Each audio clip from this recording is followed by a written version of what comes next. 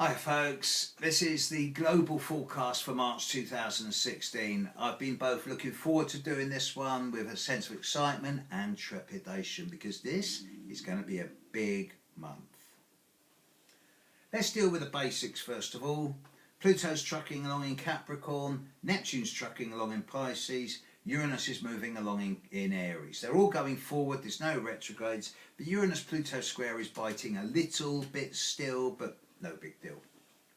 Saturn's getting ready to stand still, and indeed Saturn will stand still at the end of March in Sagittarius and start going retrograde. Not doing a great deal either.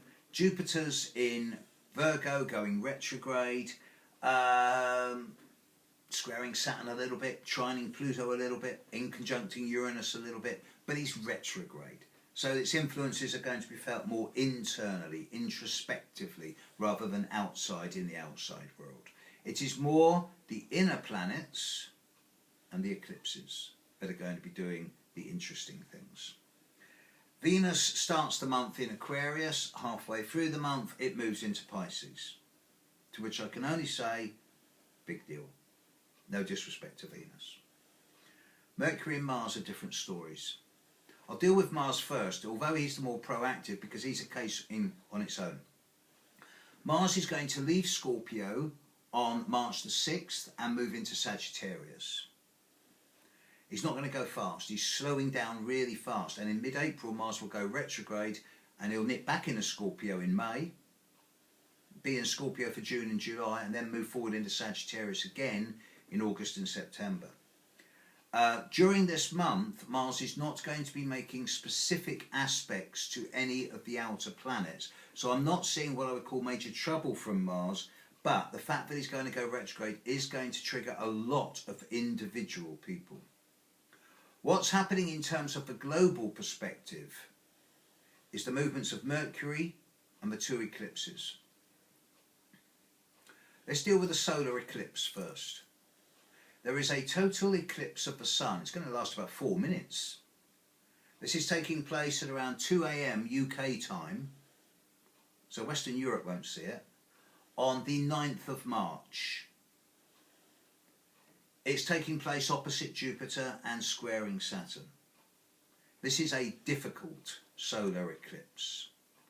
It's going to be bringing a lot of questions around the global economic situation sharply into focus. It's going to be causing a lot of challenges, and I do expect quite a degree of, not so much panic, but disorder on the global money markets and the economic markets as we get into March, and this will then continue over the rest of the month. Once we're into the last 2 weeks of March, things really start accelerating, and probably not in that healthy a way.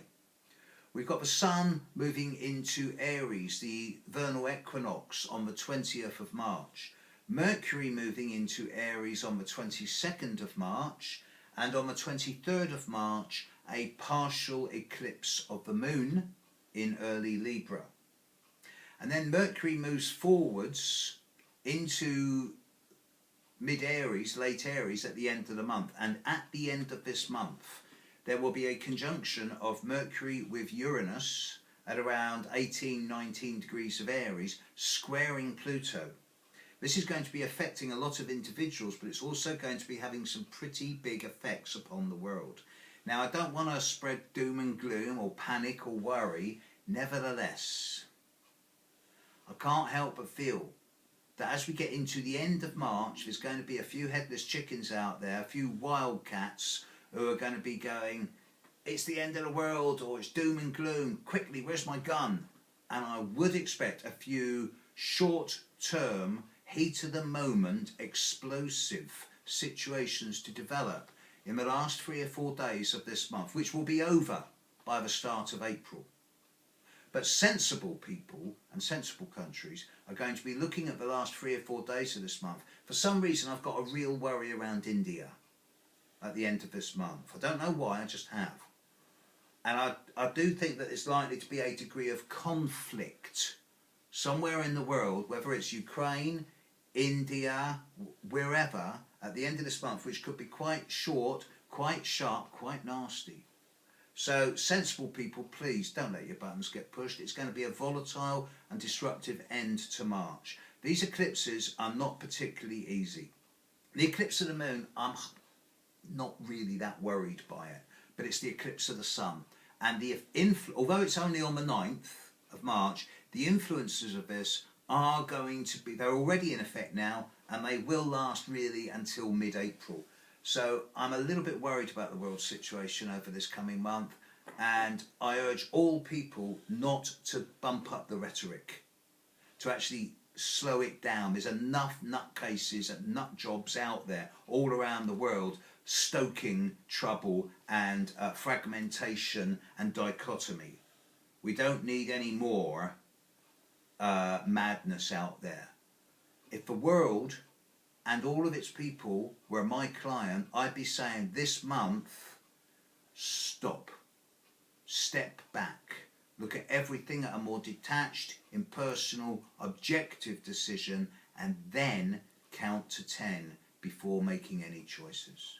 As far as March 2016 goes, planet Earth, have a patient and tolerant month.